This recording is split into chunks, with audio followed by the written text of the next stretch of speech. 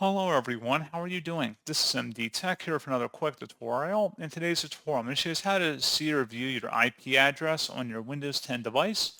So this should hopefully be a pretty straightforward process here, guys. And without further ado, let's go ahead and jump straight into it. So all you have to do is open up the search menu and you want to search for Control Panel. Best result, you go back with Control Panel. Go ahead and open that up. And now underneath the view bar up at the top right, select the drop down and then select large icons and then select network and sharing center on this page. And then underneath internet over here on the right, select whatever your connection type is. Go ahead and select it. And then you want to go and select where it says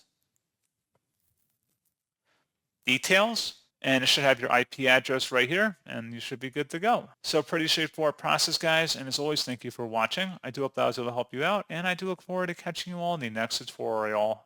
Goodbye.